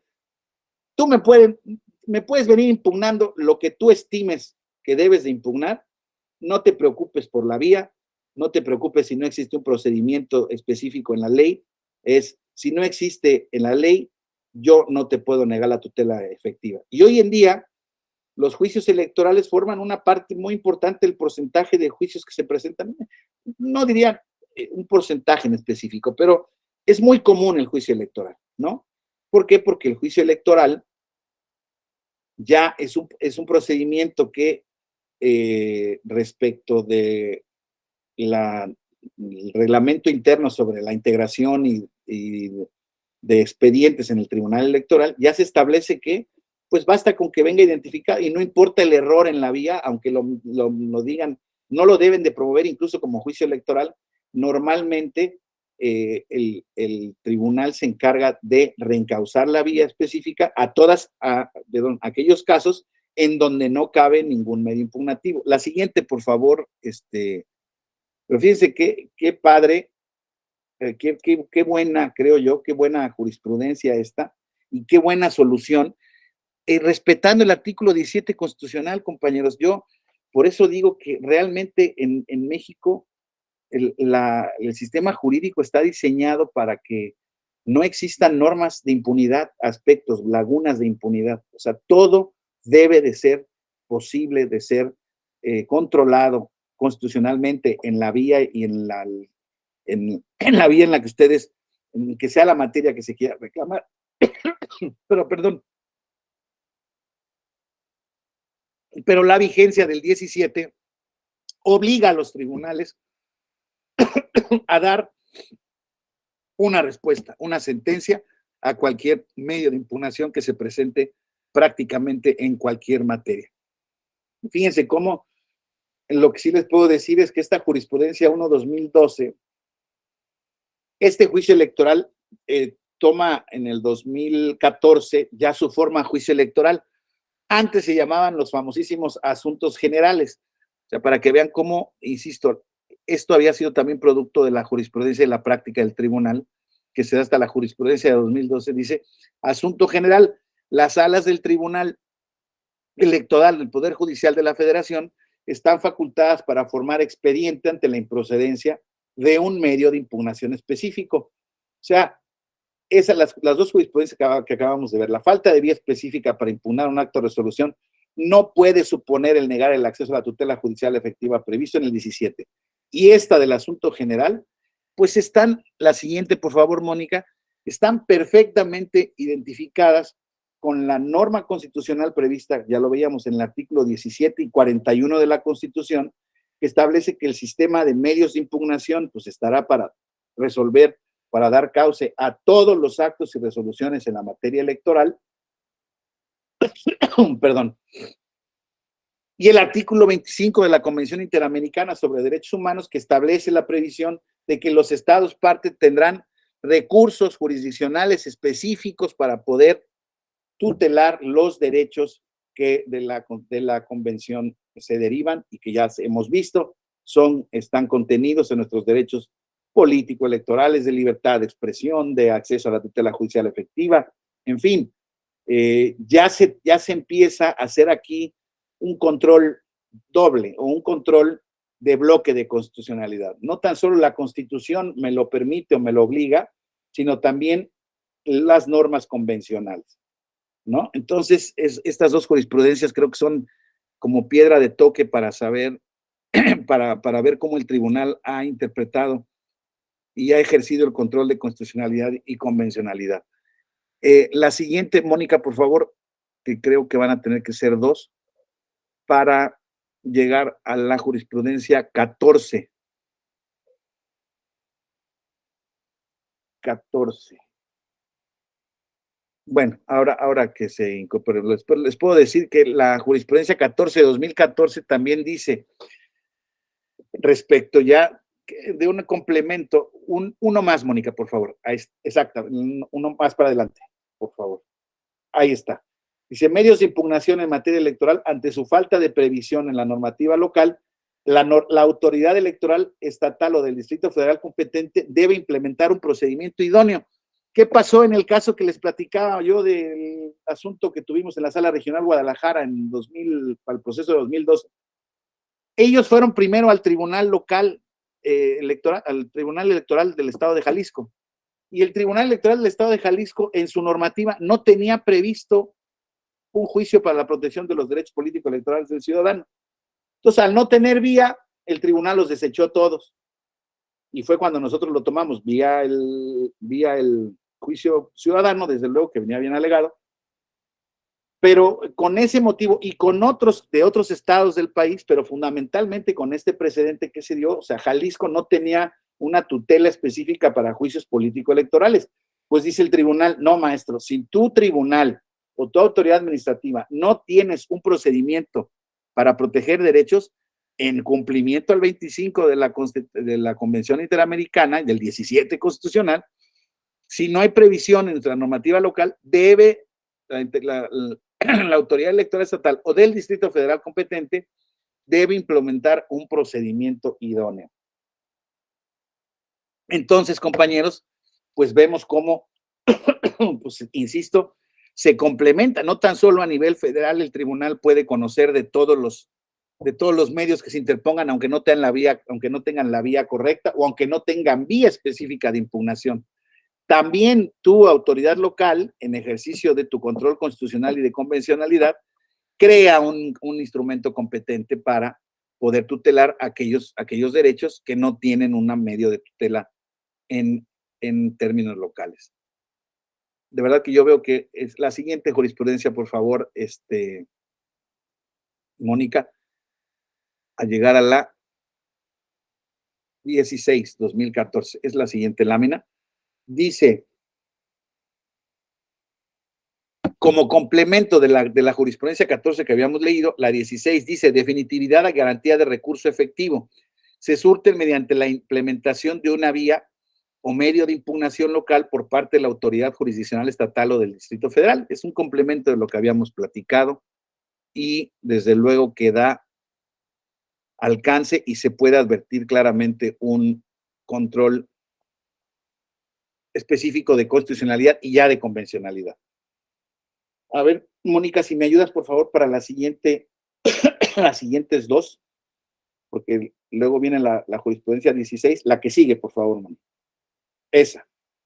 Entonces, hemos visto hasta ahorita, de manera, creo, nítida, cómo se ejerce el control de constitucionalidad. Ya vimos que va íntimamente ligado, o sea, no son controles opuestos, podríamos decir, son complementarios, pero sí es cierto que hoy en día, pero sí es cierto que hubo una época en que fue necesario ejercitar específicamente este control para poder superar ese problema de choque de jurisdicciones que habíamos advertido, ¿se acuerdan? El día de ayer, respecto de la negativa del poder de la Suprema Corte de Justicia de la Nación de concederle al tribunal facultades de control de constitucionalidad. Decía la Corte que no teníamos, y con base en ello, insisto, les platicaba yo, el tribunal decidió en el caso Castañeda Guzmán que no tenía un recurso efectivo porque no tenía facultades de control de constitucionalidad. Entonces, el tribunal se hacía cargo, y fue el tribunal electoral, se los digo antes, mucho antes del caso Radilla y de la reforma constitucional de 2011, que ya venía ejerciendo un control de convencionalidad en materia electoral, ¿no? Ya habíamos visto ayer que surge formalmente la reforma constitucional del 10 de junio de 2011 como consecuencia de la resolución del caso Radilla, con motivo de la ejecución de sentencia que se había emitido en la Corte Interamericana de Derechos Humanos, todavía no, antes, por favor, Moni, pero en materia electoral, las nociones sustanciales, ¿se acuerdan que a partir de 2011 se puso de moda un término muy padre, que es el nuevo paradigma, ¿sí? El nuevo paradigma de derechos humanos, con base en la resolución, en la reforma constitucional de 2011 y la resolución del expediente Varios 2010, que la Corte establece todas estas facultades de control de convencionalidad. Realmente lo que hacen, compañeros, o lo que hicieron, fue normar a nivel constitucional una obligación que existía desde 1981, cuando el Estado mexicano ratificó la Convención Interamericana de Derechos Humanos y aceptó la competencia de los organismos establecidos en la misma para el control de los derechos, de la Comisión Interamericana y de la Corte Interamericana. Entonces, eso ya estaba admitido por el Estado mexicano desde 1981. Entonces, esta reforma lo que realmente hace 30 años después es decir constitucionalmente, ojo, ahí hay este control y vamos a normarlo desde el punto de vista constitucional. ¿Por qué? Porque todavía sigue este prurito, este debate, incluso no tan solo doctrinal, sino también jurisprudencial.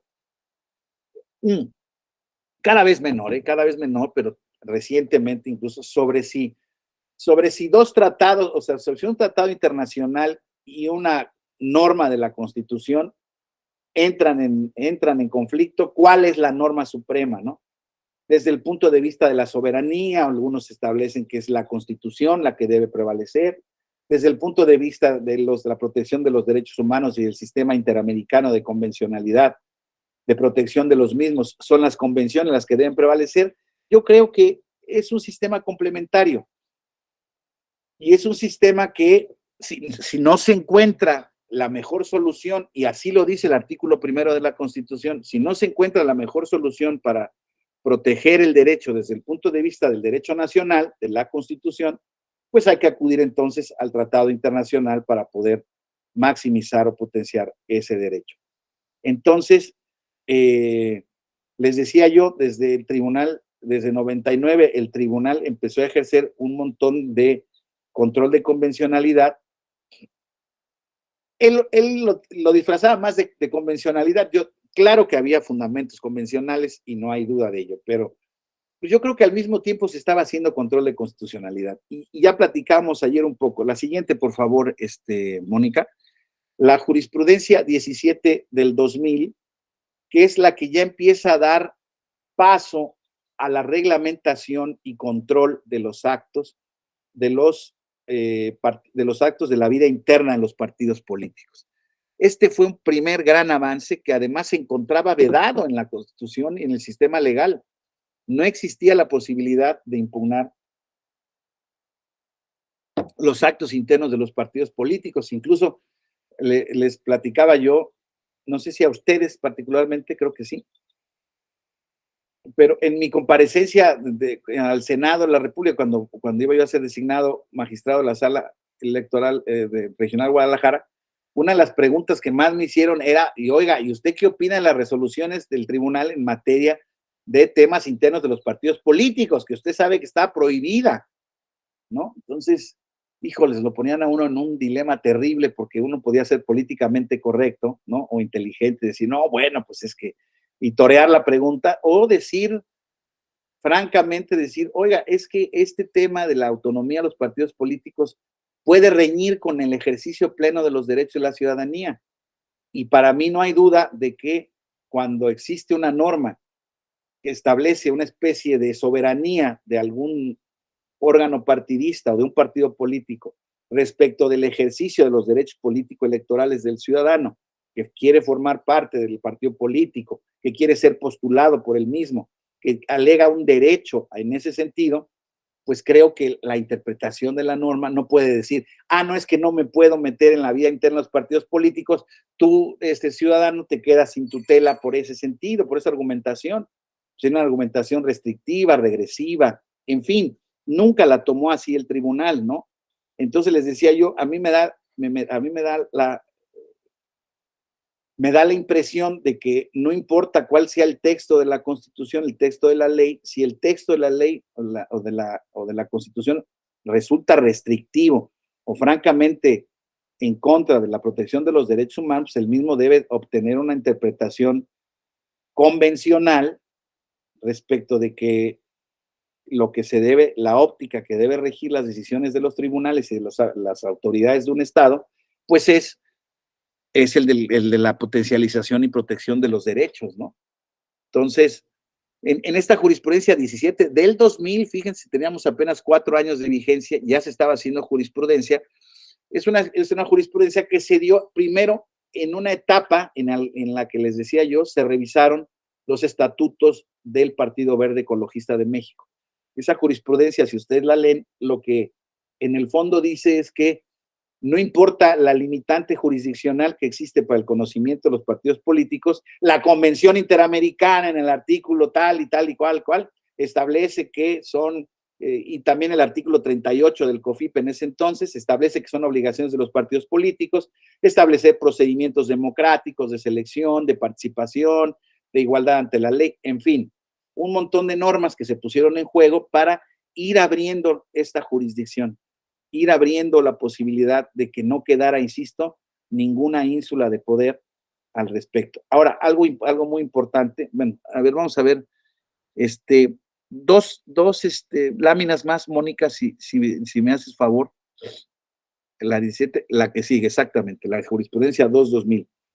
Dice, ya esta jurisprudencia 2-2000 ya es algo así como en temas de partidos políticos, les vuelvo a decir, fíjense cómo va ampliando, potenciando, ¿no? Juicio para la protección de los derechos del ciudadano procede cuando se aduzcan violaciones a diversos derechos fundamentales de votar, ser votado, de asociación y de afiliación.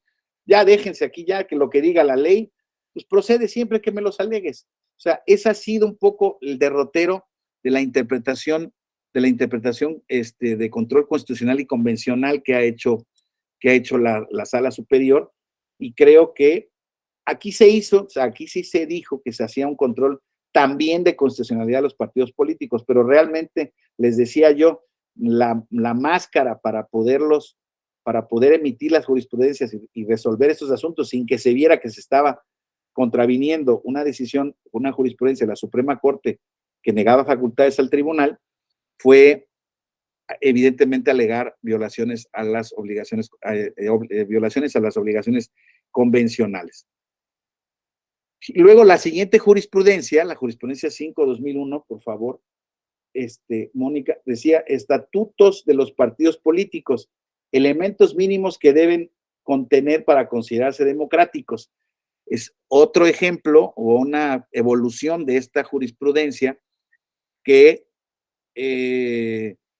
ya con base en ella y con la jurisprudencia anterior, ya era posible, ahora sí, impugnar los procedimientos de selección interna de candidatos, que, como les decía yo, hoy en día, por ejemplo, una de las uno de los puntos que son muy importantes que ustedes sepan que para que proceda un juicio ciudadano en términos de partidos políticos es que también se establece un poco, si el caso lo da o es posible, que se agoten las instancias partidistas internas. ¿Y cuál es la práctica que han realizado las instancias partidistas internas?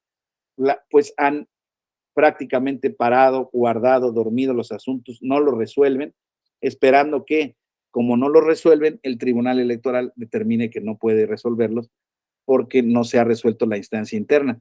Y desde luego, pues el tribunal, viendo la dilación de los órganos de administración de justicia de los partidos políticos, ha determinado que en casos especiales se puede promover per saltum o saltando la instancia partidista correspondiente para efectos de que pueda proceder el juicio ciudadano, no importa que no se haya emitido una determinación por parte del órgano partidista interno.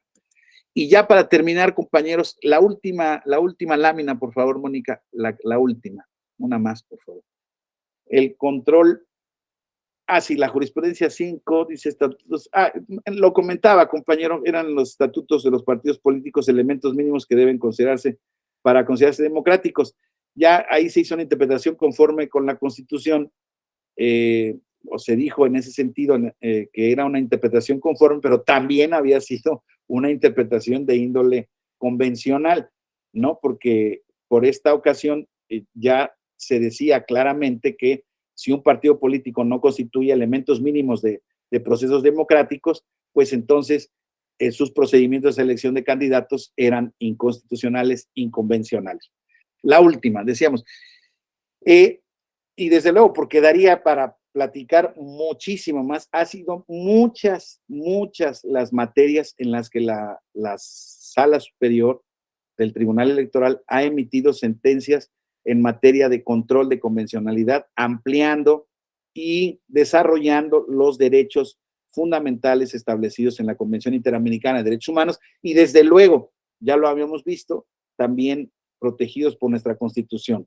Pero digamos, o pretexto de esta interpretación convencional o de este control de convencionalidad, se han ampliado de una manera y se han desarrollado de una manera, en mi opinión, inusitada y con mucho más largo alcance de lo que la Constitución los había concebido. Claro, una Constitución no tiene por qué desarrollar con tanto vigor un derecho. Basta el establecimiento del tipo mismo del derecho para que posteriormente la interpretación constitucional, ahora convencional, se haga cargo del desarrollo del mismo, ¿no? Y en términos, ahí les pongo unos ejemplos. En materia de libertad de expresión está ese ejemplo establecido en el juicio de revisión constitucional 221-2003, donde en esencia se establecía los parámetros de libertad de expresión política que tiene, por ejemplo, un gobernador de un estado en términos de una contienda electoral. Fíjense, desde 2003 se decía un poco si el gobernador podía referirse a los procesos electorales cuando ya estaba de moda este tema de que las autoridades no podían intrometerse en el proceso electoral en ningún sentido. Por esa vía se amplía de alguna manera el derecho, se establece los límites del derecho de expresión que pueden tener los gobernantes. El derecho a ser votado en el RAP 40-2004 se establece a un caso específico respecto de asuntos de mujeres que venían pidiendo la tutela efectiva respecto del tema de la paridad de género. Son primeros indicios en donde se empieza a decir que, en efecto, si bien es cierto, no se puede establecer una obligación vinculante para las autoridades, atento a nuestro sistema, que desde la Constitución establecía unos parámetros de paridad, pues que no eran paridad, ¿no? Pero que sí teníamos que ir viendo, que sí se tenía que ir haciendo por parte de las autoridades administrativas una interpretación que ampliara los derechos a ser votado, por ejemplo, de grupos vulnerables como la mujer. Los derechos de participación política de los miembros de las comunidades indígenas, ahí se me faltó una C, perdón, sí, Juicio Ciudadano 98-2010, donde se empiezan a determinar ya también reglas democráticas que deben establecerse en los procedimientos de elección de los grupos originarios con sistemas normativos internos, en donde ya se establece que, por ejemplo, que la participación de las mujeres debe estar garantizada, de que ciertas prácticas antidemocráticas en las asambleas deberían de ser eliminadas, por ejemplo, las convocatorias se tenían que hacer en ese caso específico mediante perifoneo, ¿no? Iban anunciando las convocatorias a las elecciones con vía un altavoz y era una práctica que se llevaba a cabo. Entonces aquí lo que se dijo es, bueno, pues tenemos que verificar que el perifoneo haya sido efectivamente pues establecido para que todos los miembros de la comunidad se vayan enterando. El derecho a la libertad de asociación, donde había ahí un cuestionamiento respecto de una asociación que tenía como fines religiosos, políticos, y eso estaba prohibido por la Constitución. En fin, solamente se los enumero para que vean cómo aquí ya las decisiones que se toman en todos estos asuntos los pueden ver como auténticas resoluciones que toman una determinación con base en el control de constitucionalidad. Derecho general de acceso a las funciones públicas, que tiene que ver con la integración de la autoridad electoral, el tema de quiénes podían ser o no consejeros distritales, derecho a votar en este tema del JDC 85-2007. En fin, les dejo las referencias de las sentencias para que se pueda ver, insisto, cómo es la argumentación del tribunal, donde todos estos casos ya, insisto, ya francamente sin cortapisas, incluso antes de la reforma de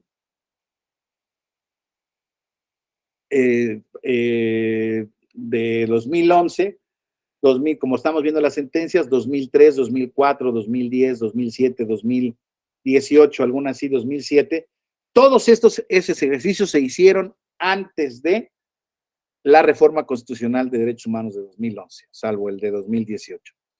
Entonces, en grandes, si pudiéramos emitir algunas grandes conclusiones, es muy importante verificar que en el ejercicio de control de constitucionalidad y convencionalidad, la labor del tribunal en materia electoral, la labor del tribunal ha sido una labor de avanzada, sin discusión, creo que no admite medias tintas la afirmación. Sin duda se dio en un contexto en el que de alguna manera el tribunal pues tenía un problema, ¿no? De asunción de facultades o no, y con base en esa creo que yo que legítima interpretación convencional, que ya, como lo platicábamos, estaba vigente desde 1981, pues el tribunal tuvo la conciencia de tener ese tipo de interpretaciones. También, insisto, las ha tenido o las tiene claramente reconocidas en la ley respecto del control de constitucionalidad, pero les decía yo, realmente hoy en día el sistema de interpretación establecido en el artículo primero, pues es un sistema complementario, ¿no?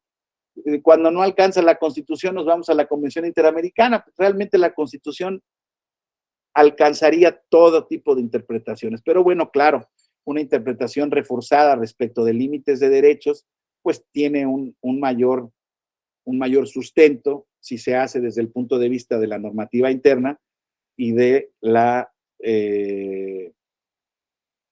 y del texto de la Convención Interamericana de Derechos Humanos. Entonces, yo les decía que la verdad es que en este tema es un tema donde el marco jurídico y el nivel de interpretación que ha logrado el Tribunal Electoral del Poder Judicial de la Federación nos hace disponer hoy en día de un sistema robusto de control de constitucionalidad de derechos, de maximización de derechos electorales. Se han logrado muchas sentencias, de verdad se los digo. A la otra vez estaba yo leyendo una obra en donde compila justamente el tema de la función protectora de los derechos humanos del tribunal, se los recomiendo.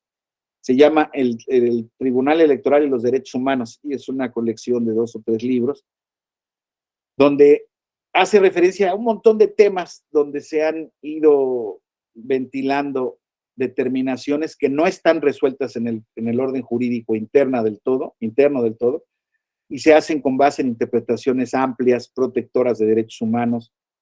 Insisto, hay muchos casos de grupos vulnerables, paridad de género, grupos indígenas, libertad de expresión. Hay muchos temas de derechos fundamentales que han sido tocados, configurados en materia electoral por parte del tribunal. Y es una labor de la que hay que estar conscientes y hay que reconocer. Y en el caso de que sean litigantes, en el caso de que sean miembros de partidos políticos, en el caso de que sean aspirantes a candidatos, tengan la conciencia plena de que aquella impugnación, aquel medio, aquel reclamo que tengan respecto de la violación de reglas o principios de las elecciones o de violación de derechos político-electorales, ustedes encontrarán en el tribunal una vía específica para poderlo reclamar. No necesariamente anticipa que eso les dé la razón, pero bueno, desde luego que si arman un buen caso, estoy seguro que el tribunal, con las mejores razones, determinará si tienen razón o no desde el punto de vista de la debida fundamentación y motivación que impone como obligación el artículo 17 constitucional. Para variar, ya se me fue el tiempo, porque hablo mucho, pero bueno, espero que haya sido claro el tema. Es un tema que, insisto, da los pincelazos de lo que consiste y cómo lo ha hecho. Hay mucha bibliografía. Si ustedes se meten al repositorio también de los diplomados, hay un diplomado este es el diplomado de Derecho Electoral, pero hay un diplomado en Control de Constitucionalidad y Convencionalidad específico, donde hay un montón de material. Se los recomiendo. Si van al sitio del tribunal y van al sitio de la escuela, ahí en el repositorio hay un montón de jurisprudencias y casos prácticos que tienen que ver con esas materias que hemos platicado y que son complementarios de estos que hemos señalado en esta presentación. Déjenme ver qué me decía, porque vi que el compañero Roberto Guadalupe me decía algunas cosas. La jurisprudencia de captura de pantalla, un momentito, de la jurisprudencia 5-2000. No sé si se las pasaron, compañero Roberto Guadalupe, de las 5-2000. Dice, de tecnologías educativas, dijo que al final la ponían. Ok. Y ya vamos a enviar la presentación. Entonces, gracias por el comentario, Manuel.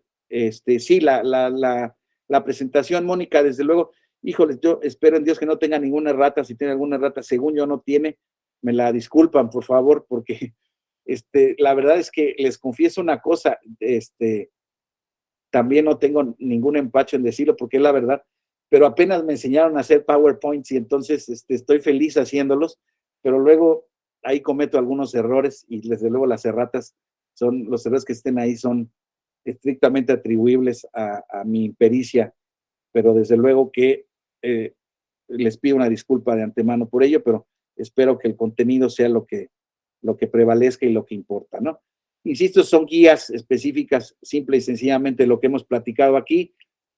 También subiré, como les decía yo, al final de cada módulo, una bibliografía al respecto de estos libros que les he mencionado. Hay un libro muy importante también que tiene que ver, que es del magistrado Leonel Castillo González, que son los derechos de la militancia y la jurisdicción partidista, que es un libro ya de algunos años. La última edición fue de 2004, pero nos cuenta claramente, con mucho detalle, cuál fue la evolución jurisprudencial del control de los actos internos de los partidos políticos. Muy interesante, muy claro, es un libro cortito. Hay mucha literatura para poder analizar y estudiar bien estos temas. La verdad es que yo recuerdo cuando ingresé al tribunal en 1993, lo único que existía era una carpeta en ese sentido así, con un montón de copias y estudios o análisis de estudios elaborados por los entonces magistrados de aquella sala central del Tribunal Federal Electoral, de algunos miembros del viejo Tribunal de lo Contencioso Electoral, pero híjoles, era todo el material y la ley, desde luego, el COFIPE, ¿no? Ahora hay una cantidad de literatura nacional, internacional, en materia de derecho electoral que, desde luego, es un acervo pues incalculable, muy importante, acerca muy bien la doctrina y nos da